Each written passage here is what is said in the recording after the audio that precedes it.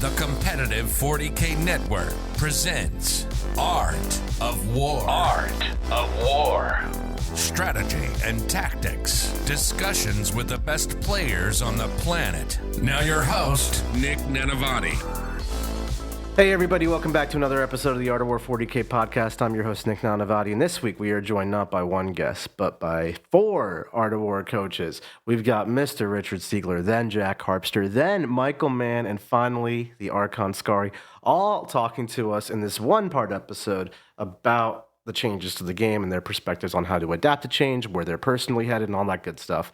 This is going to be a bit of a departure from our usual two-part series. Usually we have part one covering a really exciting, awesome list from a player who's just won a big event. And then in part two, which of course is for our patrons, we break down the actual how they did the tournament, the round-by-round recaps. So we're going to get back to that. Don't worry. As soon as we get some actual tournaments with this new meta we're in, we're going to start interviewing those winners and get right back to our normal show. And you can subscribe to that on patreon.com/AOW40K. But in a time with all these new rules coming at us at lightning speed, I figured why not get multiple opinions from people who have a proven track record at doing well and adapting to new metas. So the first guest we have on our docket today is none other than the robot himself, Dr. Richard Siegler. Mr. Siegs, how you doing? I'm doing great. I'm excited to be here. I'm excited to be talking about the changes. The game is brand new. So many new codexes coming out. So many changes to the different armies in the game. And I think the meta, once again, is a very exciting place. Yeah, I'm super excited. You know, I love all these new changes to the game, shake it up for the sake of shaking it up. But not only did we get the balanced data slate and the Minotaur and Field Manual as expected, but we also got these new Challenger cards. We got some new streamlined missions. And we've got, Thousand Suns, Death Guard, World Eaters, Chaos Knights, all these new codexes coming in hot, Siegs. Where do you even begin to break it down? Well, none of them are my faction, so I've been kind of left out here. I'm waiting for Grey Knights and for Votan and eventually Drukhari at some point, but in the meanwhile, I have been really enjoying my different factions. Necrons is the one I've been most focused on. I brought them to the BFS teams. I brought them to the DreamHack tournament, and I've been playing Star Shatter. People thought Star Shatter was dead after they received nerfs about a month after Grotmas, and I said, well, I don't believe that. I think these are some really good rules. I think they didn't nerf some of the best rules besides the reactive move, and I've come up with an archetype that has been absolutely obliterating people. Yeah, I can imagine. I mean, your Necron list in particular somehow came down in cost from 30 points, free 30 points, baby. Thank you, Josh. Absolutely broken. Yeah, so I've been running a double Wraith, Silent King, double Doomsday Arc type of Star Shatter build, very much relying on the durability and how the army plays. It just tries to get people out onto those objectives and then kills them. They run out of stuff that can kill Wraiths, and then Wraiths run them over. And I think this list is really well positioned for the meta right now because there's a lot of strong combat armies. We have Emperor's Children as the oldest one, but with World Eaters coming in, Death Guard are pretty combat heavy, although bring in plenty of shooting as well. And then you have Chaos Knights, which want to get up and mix in.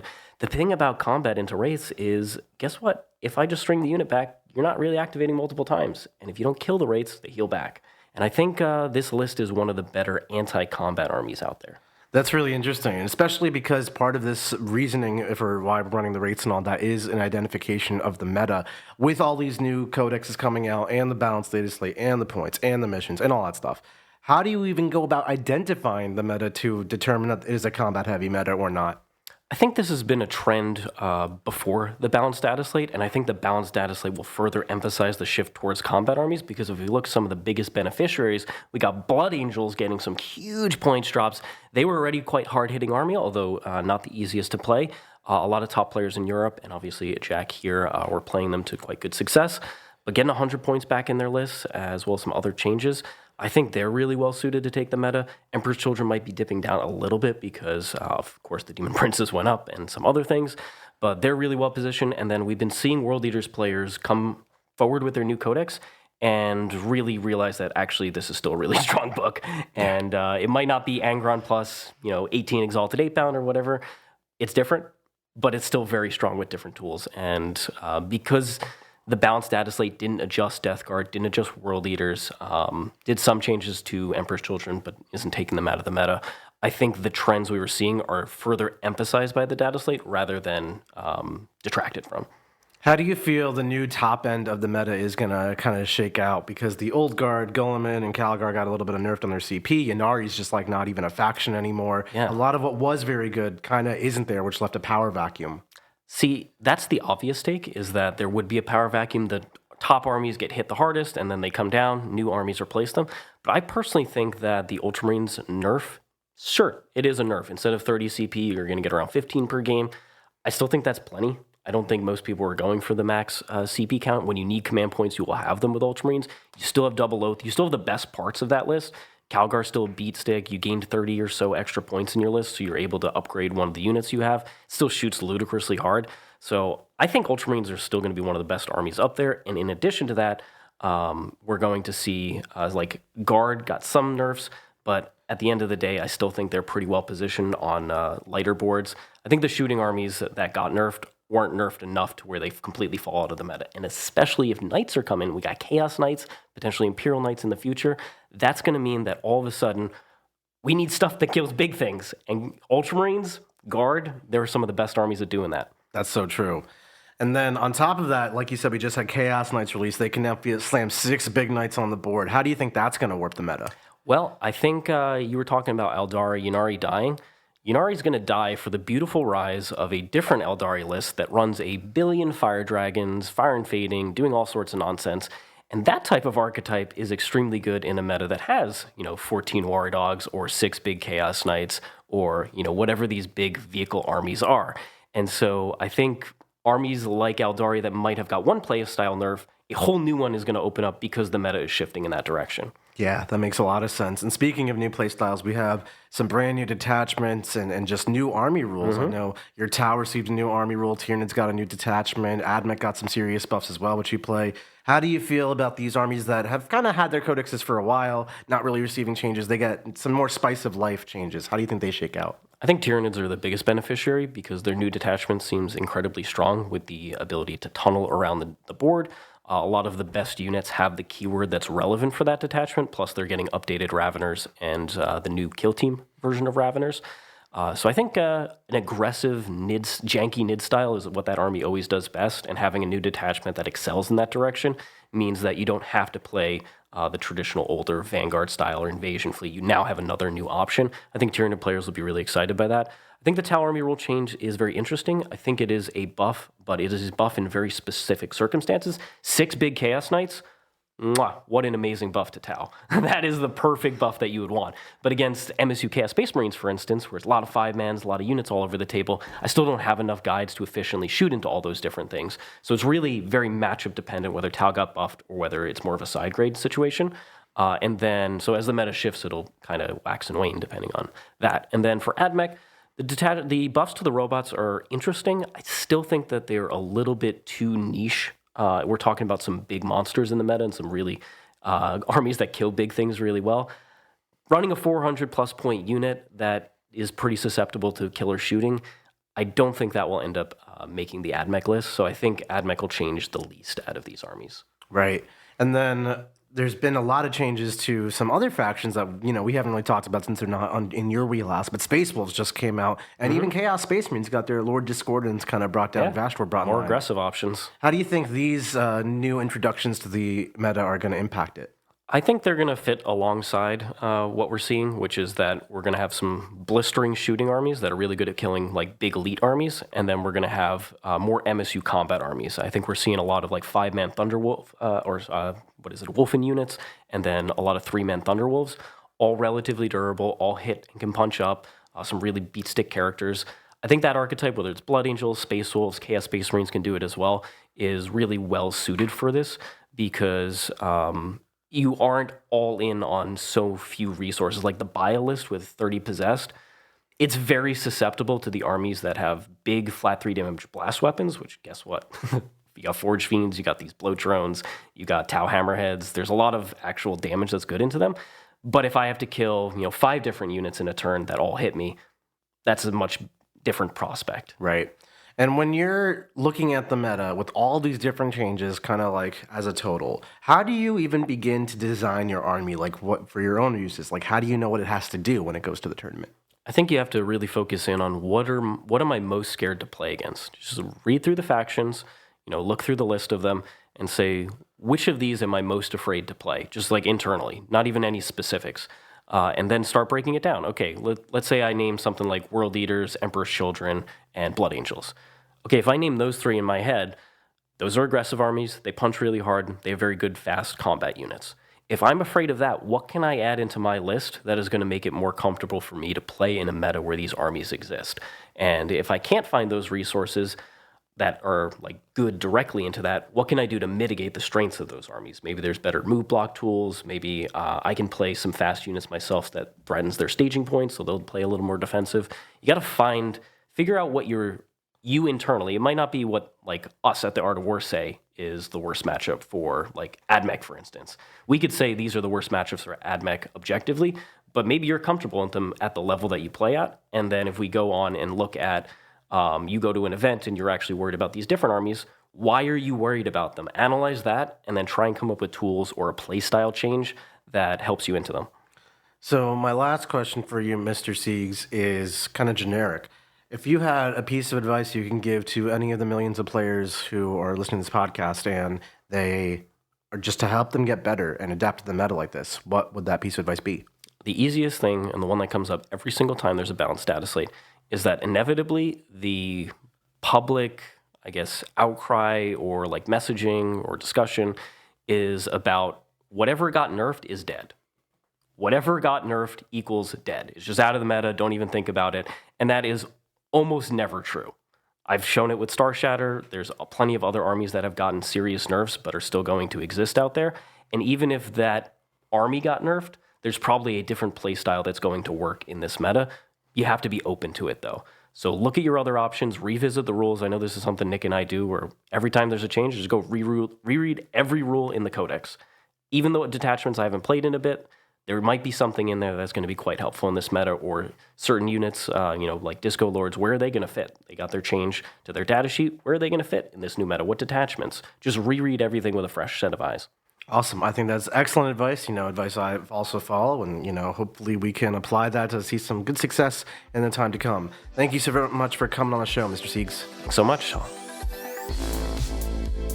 Next up, we've got Mr. Jack the Snacks, Harpster. Jack, how are you doing? Doing great. Love new meta. New meta's the best. Yeah, new meta, new time. We got so many changes. I mean, we got all these different codexes, Death Guard, Thousand Suns, World Leaders, now Chaos Knights hitting the ground, not to mention, of course, the balanced stage slate, the Minotaur Field Manual, and Challenger cards. Jack, it's kind of an overwhelming time for Warhammer players. If your new army got new rules, good for you. On top of that, so did the rest of the game. How are you breaking this all down? Well, I mean, the more things change, the more they kind of stay the same. Like, the balanced slate fixed some problems, but the meta wasn't that crazy, so they didn't really need to go that hard on too much, except Yunari Rip, I suppose. But, with Eldar, you have this whole new archetype based around Warhost. I suppose it's not that new, but it's new for me. And we've been working on that some. That seems like a lot of fun. You get to go very fast and use some, very fair units, #TM. World Leaders, I'm still working on that. I've been, iterating on the list idea. Just been doing a group coaching on World Leaders and just got a new idea. Like, what if I put Invocatus in to rapid ingress some stuff? So that's pretty cool. Blood Angels got a ton of points back, which writing a list when you've gotten like 100 points is so nice. Because it just feels so freeing. Like, I just get all the things I couldn't quite fit in my previous list. Yeah. And it just all goes together. And then I get another one on top because I've been a good boy. I don't know what you did to Games Workshop to get these blind. You don't want to know what I did. I am very curious. Listen, I'll go to Nottingham and do it again for one of your factions if you ask nicely. How do I ask nicely, Jack? Please. Yeah, no, I mean that for the next 3 months. Oh God. Okay, so you got a lot of factions. I know you kind of are known as like a faction bouncer between all the different armies, and that's very exciting. But with all of these changes, it can definitely be overwhelming and also be a bit of a fresh slate, if you will. Like the meta is very undefined. People are still trying to discover their own builds. How do you go about figuring out what direction you should take your list? I just let the ADD guide me. I just whatever's catching my focus at this point in time, I just follow that until it doesn't anymore, and then I go hop on a different bandwagon. And it's not necessarily whatever's best at that point in time, although I do think Eldar is very good right now. That's what I'm currently working on. It's just whatever I think's neat, whatever I think is fun, whatever I think lets me play a really fast, dynamic game. With the exception of I just played Agents recently, and that's kind of the opposite of all of that. But even there, I had advanced in charging like Deathwatch Vets. So it's whatever I find interesting at that point in time is what I'll explore. That's a really freeing way to approach Warhammer and list building. Very unique to you as well. When you might find something interesting like agents or Deathwatch vets, whatever might be the interesting dynamic unit that you're talking about. How do you go about building an army around that when you don't know necessarily what you can expect to be playing against?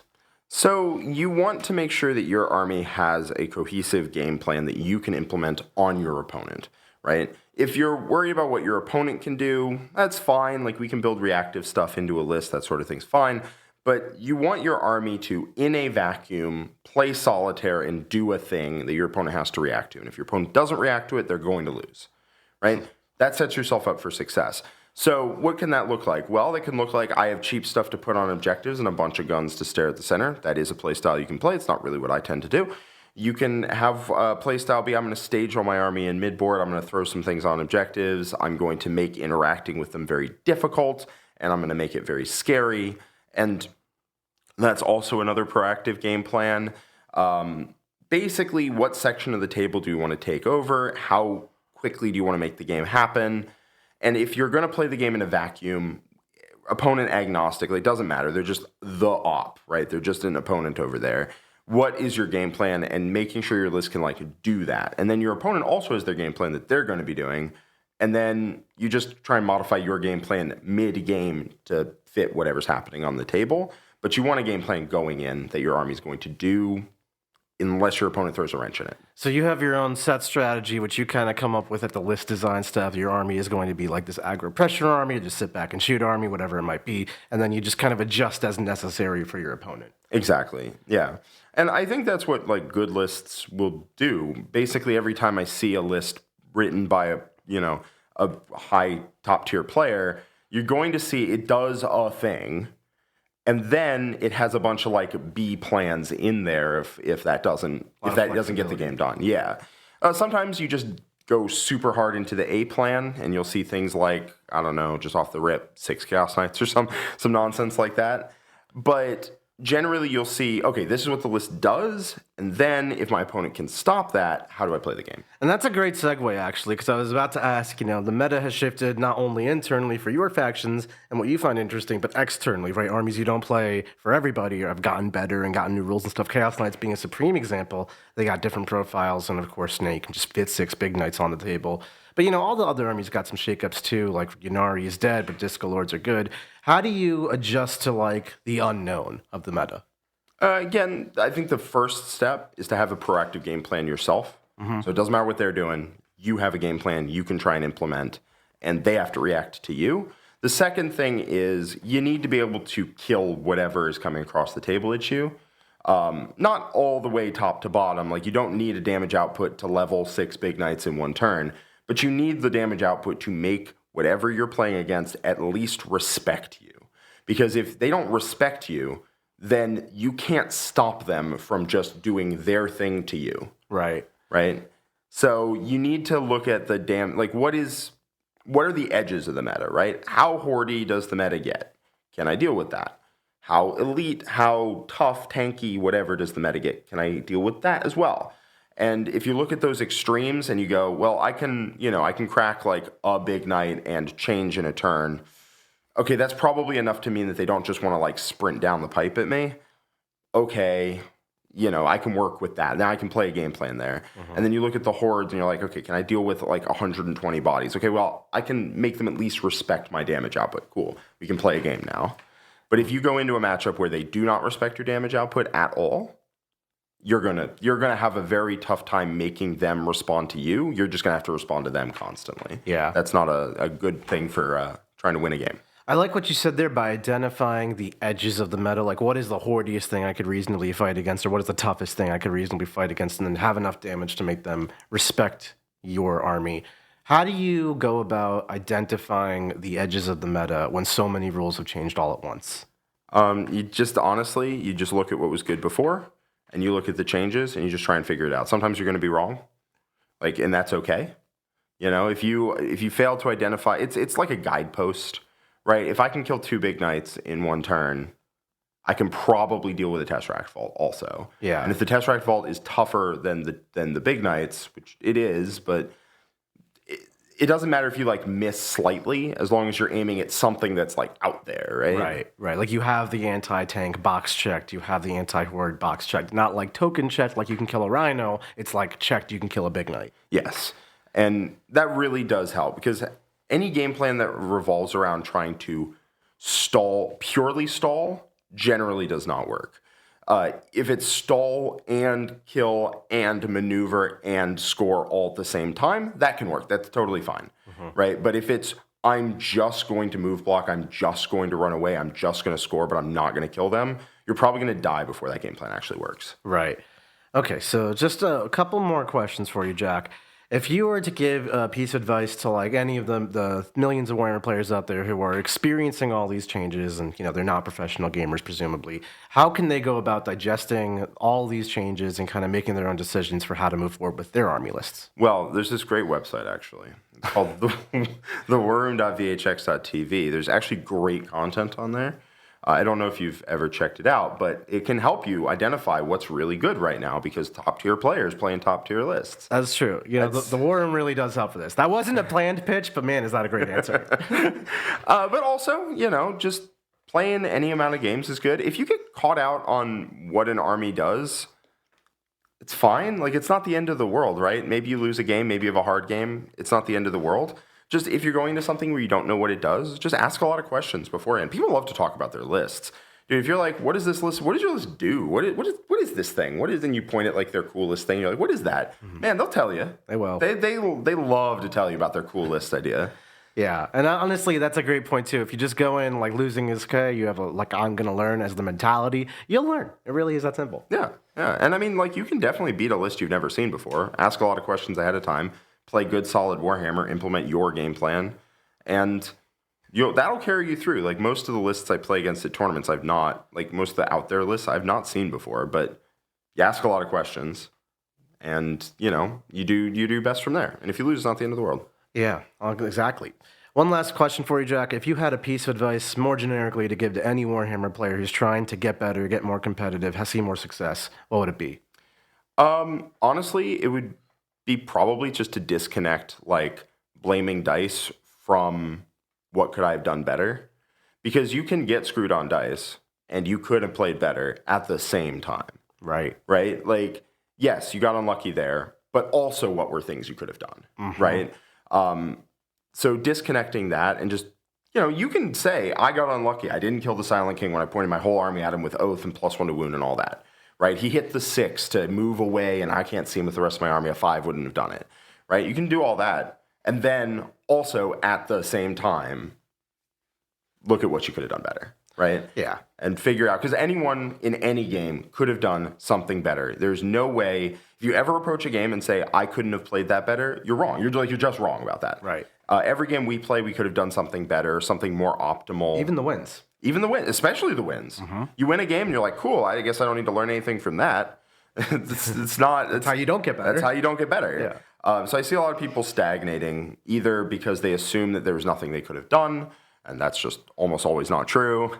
Or they, say, I won that game, so I don't need to learn from it. It's just, you just stay stuck there.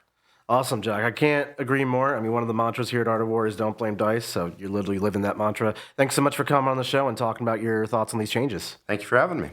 If you are listening to this, it probably means you play Warhammer 40k. And if you're playing Warhammer, you know you need a lot of dice. Baron of Dice is where we get our dice from. They produce amazing different kinds of dice. We just recently got all kinds of different faction dice shipped to us, which we use on our stream games. But not only do they look really cool, but they're highly customizable. You can get different symbols, corners that are square, corners that are round, different shapes and sizes, different sided dice. It's all the rage. And they're customizable in color and design as well. They are so cool looking. Not only that, but they feel great to roll in your hands. I've never held dice that roll and feel this good. Not only that, but they are scientifically perfectly balanced. There are tons of case studies on people rolling thousands of dice and recording all the results that they get. And sometimes you might get a die that rolls just a few too many ones. We've all had to throw it out before. These dice are not like that. They are perfectly balanced to a T, thousands of rolls, perfect distribution. If you want to take your Warhammer game seriously and make sure the dice are not screwing you over, get some Baron of Dice dice.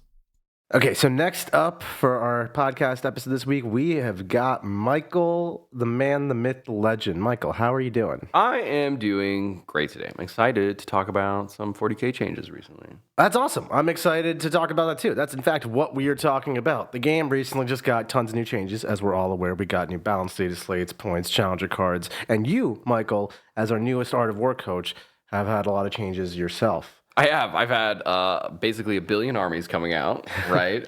So I've been learning all of those and reading that and figuring it out. And then on top of the new missions. It's been crazy recently. Yeah, I mean, you play Death Guard, Thousand Suns, and Space Wolves. Every single one of those factions has gotten new rules. And of course, the game around those new rules has also changed. So, like, so much to digest and all that stuff. How do you begin? Like, where do you even start with this many changes on this much of a magnitude when your armies are also coming out? Yeah, so my process right now has been, I've kind of dipped my toes into all of the new books, right? I've kind of played a few games, figured out kind of what's going on.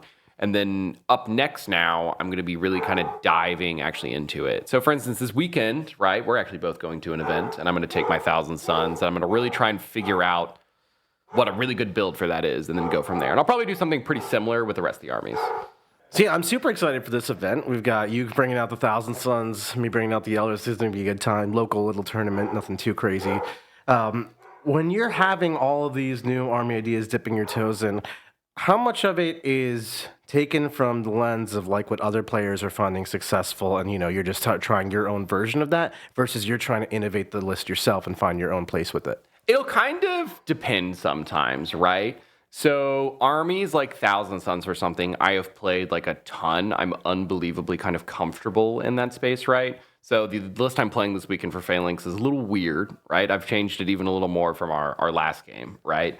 So I'm going to try and do something innovative, something I find interesting, something I really enjoy. Whereas when I'm kind of looking at Death Guard right now, I'm still pretty new to that army at the end of the day, right? I'm going to kind of look at seeing what's being successful, really diving into like the nitty gritty of list details and interactions and being like, okay, like why is this like so good, right? And then I'll eventually find my own spin on it once I have a really comfortable like standpoint. Space Wolves has been a little bit different, right? Because the army is so limited in its constraint, right? Like there's really not a ton that you can do with it at this very moment. Well, yes, it is Space Marine, so you can play a ton of Space Marine units. I was about to say, what do you mean? You got the most data sheets out of anybody. Yeah, you do. However, the Space Wolves units and detachments only interact with other Space Wolf units and like enhancements, right? So you can only lead, it's very insular, right? So learning Space Wolves is just kind of like learning the new Space Wolf data sheets, right? And then Orcs, they just kind of got nerfed a little, right? Yeah. They got a little beat down, but it's pretty much the same as old. What are you talking about? They're Speed Freaks. Speed Freaks advanced charge now. So, okay, yeah, Speed Freaks technically exist now. You know, one day we'll get there, right? So with all these different armies, what are you most excited for to like play competitively, bring to tournaments you think you have your best shot at winning? Oh, that's like such an interesting question. I think Thousand Suns is probably what I'm going to be focusing most of my time on at the moment. Solving that army has definitely been the most difficult puzzle for me at the moment. I'm very happy with where I am with the rest of my armies, right? I have a really good comfort and feel for like a good list I could take. But Thousand Suns is like kind of eluding me of like what the list is. I have like 5 different builds you can run. There's Magnus, no Magnus, Phalanx, like Grand Coven. We just looked at the Bristol Super Major, and they had a 36 Zangor Enlightened list that was the best performing Thousand Suns list. Like, there's just so much crazy stuff out there in that book right now. So I really want to figure out what's going to be mine, right?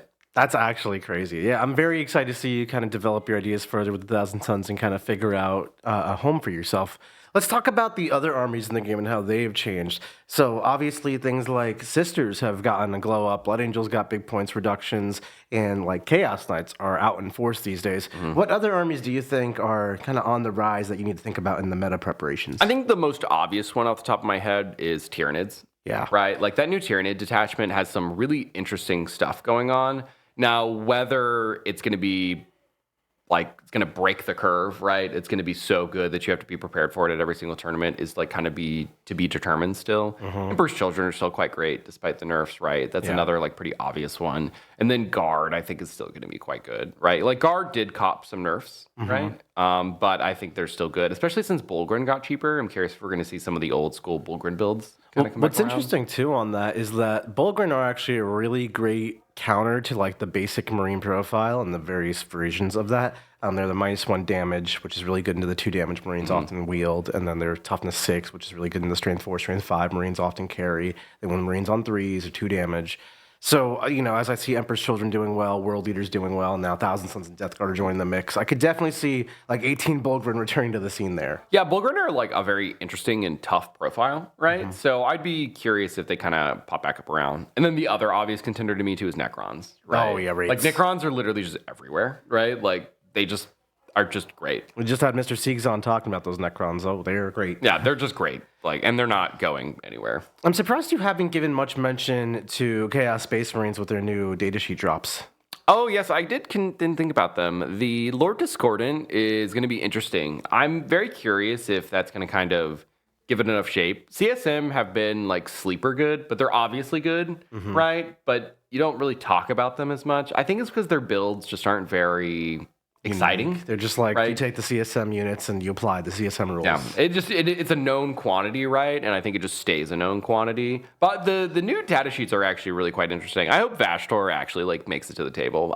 That model's so cool. I'm so excited for Disco Lords. I really want to see Disco Lords at the table, and I really want to see Vashtor at the table. What do you think about these new knight profiles? Chaos Knights coming in. Now you can fit 6 big knights with the points values, T11 more wounds, T9 more wounds, just more knights on board. Yeah, the wound change was something I was a little on the fence about when I first read it, right? Because dropping to T9, I could just immediately think about how many breakpoints that affected. Like, it's a huge amount, right? But then I played into it, and I was like, wow, all of these, like, war dogs having 14 wounds is, like, a lot. It's a lot of wounds. That's, like, a lot of wounds. I think it's overall a good change, because knights don't get scanned by, like, grenades as much. Tank shock as much, all the random like mortal wound abilities as much, right? So it just kind of has a lot more insular protection. So I think knight players will be overall happy with the changes at the end of the day. Yeah. And then anything else army-wise that you think, we haven't covered yet? Let me think. I don't think so. I think that's kind of all my big thoughts at the moment. Like Eldar are going to be in a weird space, but that's the only thing I can think of. Yannari's just dead. Yannari's just gone, right? So figuring out what like the next Eldar build is important. Well, I mean, I play a lot of Eldar these days, and I'm really enjoying the fact that there's a lot of build diversity in that codex. And, we are all saying that, but, like, what does it matter when Yannari existed? Yeah. But now, Liam's doing well with Harlequins. I just did well with Harlequins. Warhost is something I'm exploring with now. I know a lot of players are excited about Seer Council and Windrider Host. There's a lot of builds there. It would be exciting to actually get to see people dive into the Eldar book now, right? Because Yannari was just so oppressive that you couldn't do anything else. Right. I'm excited for that. So, couple questions for you, Mike, before I let you go.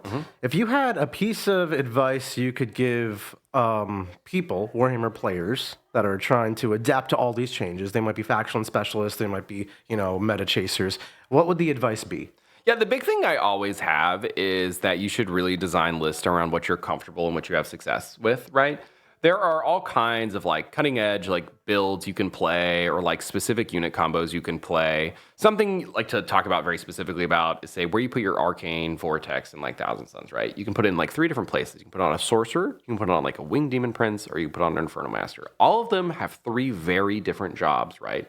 And then identifying what your personal play style at and which one you should most best use is like perfectly fine and acceptable, right? That's probably just like my biggest thing all the time. It's just like design a list that works for you. Don't just like look at what all the OP units are, right? How do you even know when a list works for you versus like it's somebody else's list and you're just copying it? This is going to sound like so silly, but I think the feel is really quite important, right? Like when you kind of play with a list, especially for me, I have this where I'll like click with it. And I'm like, oh man, I feel like I'm actually like really getting what's kind of going on here. Or this feels very comfortable to play and I can adapt easily to each game I'm playing. Versus sometimes I'll play a list and I'm like, this just felt awkward or kind of clunky. It just didn't really make like a lot of sense to me. But I think feel is probably like genuinely the most important part of that. Nice. And then just one more question. This is more generic, not respective to the changes. But if you could give a piece of advice to an aspiring Warhammer player looking to get better, get more competitive with the game, what would that be? Yeah, I think really looking into your local community is probably like the best thing there. That's like kind of like my whole story in 40K is I just played in my local scene back when I lived in Denver still and just got better from there. I played a bunch of games. I really like evaluated my games too. Reviewing yourself is like really quite important. Like if you just like walk away from every game like, this matchup just sucks. Or like, I just didn't roll these saves.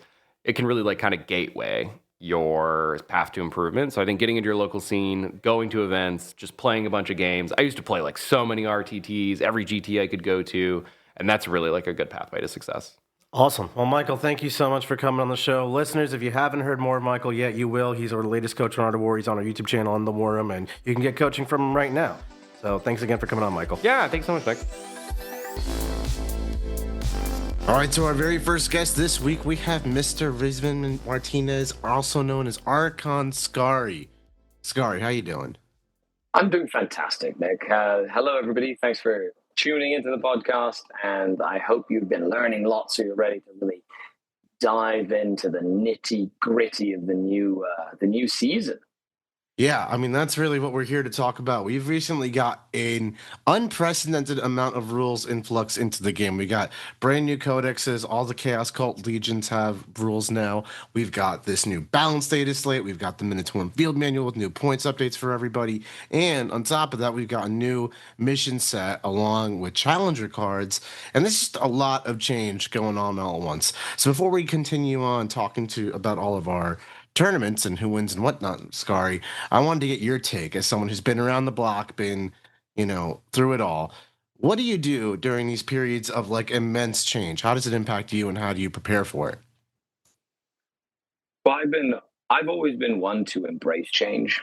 If anything, in the various articles I've written over the years, or when I'm teaching and coaching, the Art of War coachees, and other members of the community on how to play the game, you sort of have to embrace that there's going to be an ebb and flow. I'm in a unique situation where I've played the game for 27 years with no breaks. So let's just say that I have experienced change from editions to codexes to mission formats and packs to FAQs, to the game designers, Games Workshop, being very involved with our hobby and not involved at all, and so anything in between. And I think we are in a unique situation where we've received a large number of changes at a fast pace, but they seem to have the right attitude towards what they're trying to do for us as a community. That's awesome, Skari. So my question now is more on the competitive side. And I know you generally play Drukhari and different variations of that, although you have experience with lots of factions. The meta is brand new. We got points changes on like Blood Angels. We got new armies like Sisters hitting the rise with their new rules. And more than that, we've got Thousand Sons new codex, Death Guard new codex, World Leaders new codex, Chaos Knights new codex. How can you keep up, and how can people keep up, practically with like all these different factions getting rules updates, and not only just like on a practical level, but like how do they adjust their army, their tactics or strategies to keep up with it all? I think I'm one of the things that helps me is I'm quite a faction expert, right? So in terms of the scope of changes, the changes become more limited because of the fact that I have a smaller sample size to work with, where because I know my faction so well, I can quickly understand the changes to my specific faction. And then no matter what changes around it, it's a lot easier for me to understand how those changes around me affect me and what I'm trying to do. So with respect to kind of your Drukhari, and I know you have the Games Workshop Edmonton event coming out this weekend, actually. Good luck at that, by the way. Thank you. How are you adjusting your army for all these meta updates? So the key to big change is I try not to change too much with what I'm trying to do. I think, once again, uniquely suited to the changes to my army specifically that I've been playing recently, which is like Reaper's Wager Drukhari. I've been playing an army that all happens is I get more points to play with, and I get a detachment rule where I had none before. So it's like I only get good things. So for me, in general, it's like a nice step in that direction. But going into Edmonton, knowing what the meta is, like doing the research, doing the work, understanding what people are going to be playing, what the new detachments do. We do a lot of work behind the scenes of learning and understanding so that when we play these games, we know what's happening on the table.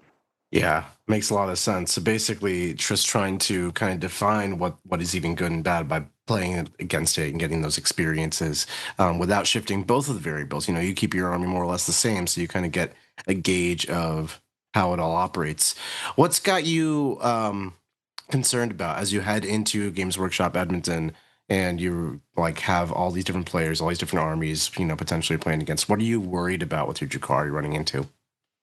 Well, in terms of matchups, of course, there are a few different matchups that the Dark Eldar tend to struggle with. I think right now, what would be one of the toughest things for me to run into would probably be the crazy Blade Guard Blood Angel build that we're seeing a lot of, with like all of the Blood Angel, Blade Guard, and Sanguinary Guard, plus the kitchen sink, right? Because they seem to have a lot of tools, they're quite durable, and they can bully a lot of the objectives in the midboard. As for Death Guard and Thousand Sons and Emperor's Children, at the end of the day, I've got a decent amount of practice and knowledge into those matchups, and they're not necessarily a matchup I'm terribly afraid of. But like, to be honest, like the most terrifying thing for me personally is stuff I haven't played against. Things like the Plague Demon Grotmus detachment, for example, which has like a million different battle shock mechanics. I know what it does, and I know it would be obnoxious to play against, but because I haven't played against it, it's one of those things that I don't really know how my army would interact with the way that list works. As for Marines and other things, I know what my list does. I know how not durable I am at all, so I can adjust accordingly. Do you think that these changes overall have been good for the game? And then are you concerned that some of them maybe have overtuned changes? What are your thoughts on that? So I really like the quality of life changes they've done for the tournament pack in general. You know, the primary mission changes are quite nice. Things to like terraform. As a broad example, I do like the dynamic nature of the new missions. As for the secondaries, sure, I like the change to some of the secondaries and some of the recover assets not being just an absolute pain in the neck to get, or you know, things like Mark for Death actually doing something other than just getting thrown into the bin for an extra command point most of the time. The thing that I'm the most worried about, though, are the new challenger cards, mainly because we don't really know what the long-term ramifications of the catch-up mechanic will be at a competitive level. Do I like the fact that there is a catch-up mechanic? I do. I'm notorious for having won a GT with a Gambit in Leviathan, as an example. I remember that. Right. I recently at the Ottawa team event that we just went to this past weekend, you know, my last game of Pariah, I scored a secret mission to pull a, 16-4, 16 or 14-6 back to a 10-10 or something like that. Right. So like I know about and I use catch-up mechanics quite a lot. I'll gamble if I need to. But I don't know how much of an impact it's going to have because it's almost guaranteed all the time, right? And I think only time will tell how much of an impact that has. But that is one of the sort of like game mechanics I'm most weary with. But I'm going to wholeheartedly embrace it and give you a full sort of like opinion on it after I've played a good amount of games with the system in place. Yeah, definitely. I think the Challenger cards has gotten a lot of attention from a lot of people, you know, a lot of different opinions on whether or not they like it or don't like it. I think generally very controversial topic. What about do you think the general power level of the recent codexes? I mean, there is historically some codex creep within the editions, especially towards the later half of the edition cycle as they rapid fire releases out there. I'm not sure I've seen that as much, if at all. What's your take on codex crap power creep and if these things are overpowered or just right or undertuned? I guess I'm a jaded old neckbeard wargamer, my friend, because I've been around the block and I've seen everything. And so nothing really surprises me in terms of dun power level, you know, especially from an age of watching Space Wolf list with 50,000 rocket launchers table you in two turns in like 5th edition, all the way to DACA Orcs that was like 2 months ago and people were losing their minds over that, right? And now where is it? You know what I mean? Right. I mean, I So always think back of like the land of the two-up rerollables. Like, we're not there. You know, it can we're always not, get exactly. worse. You're not at that, where invisibility, two-up rerollables, the Gorgon chain bike captain and his 50,000 friends in a 1,700 point bike unit or whatever it was, or the double shooting triptide lists, or the Wraith Knights with attached Farseers, or Wraith Knights with attached Tau Commanders, which happened for it was wild back then, right? I think we're past that. Yeah. Yeah. So, at the end of the day, it's like things get crazy and Games Workshop changes things, and they've changed things pretty quickly. The power level of, yes, Death Guard is pretty strong. Thousand Suns are quite strong. Emperor's Children are strong, but, they probably have like some bad matchups and they're a little easier to deal with. And then things like Khorne have a lot of different builds, from the Demonkin all the way to sort of like their index style detachment. The key is to just play each game and stop complaining about whether or not something is powerful or not. Like, okay, it's powerful. What are you going to do about it? Right? And that's the key, is problem solve instead of complain. And that's the attitude that I go into with change. I problem solve. And if it's tough, it's hard, that's okay. It's going to make me a better player in the long run, instead of just kind of throwing my arms up in the air and giving up. I'm not a quitter. Yeah. No, I think that's very evident. Skari, the Drukhari master, after some tenacious runs through them through thick and thin, and I can think that's really evident. You are the embodiment of like kind of just deal with it and adapt to the change. So, love to see that. One last question before we let you go is actually about your army here. You saw some points drops in this balance state slate along with the new Reaper's Wager rules. That's something that's like piqued your interest? Oh, yeah. It's been great. I played Reaper's Wager at the Dallas Open. And, I've been playing some Reaper's Wager, not necessarily because I think it's better than Sky Splinter or worse, but I needed a change. I like to constantly adapt and create new lists and new options and sort of continue to grow in my skill set. Being able to see these rules and go, wait, so I can keep my same list, I can add a unit, and I get a rule that allows my entire army to reroll ones to hit. And I was like, that's pretty cool. That's pretty good, right? So I'm like, sure, I'll take it. It just makes everything I've been doing easier and better. Yeah, right. Like, I guess it doesn't actually change anything for you from I'll do this differently. It's just, you're better at it.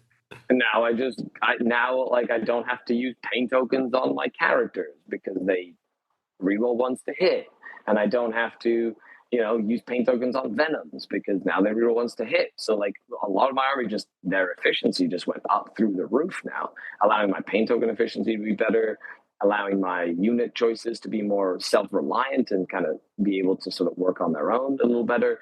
And I then add 50 to 65 points depending on your build, that then lets you add like a whole other unit to go and do mission stuff with or whatever. So overall, a good positive change from my army's perspective. And I'm really excited to see like the next couple of months with the faction. However, once the codex hits, we'll have to revisit this conversation. And hopefully not all my fine cast models got legended. You know what I mean? So we'll see how that goes. Right.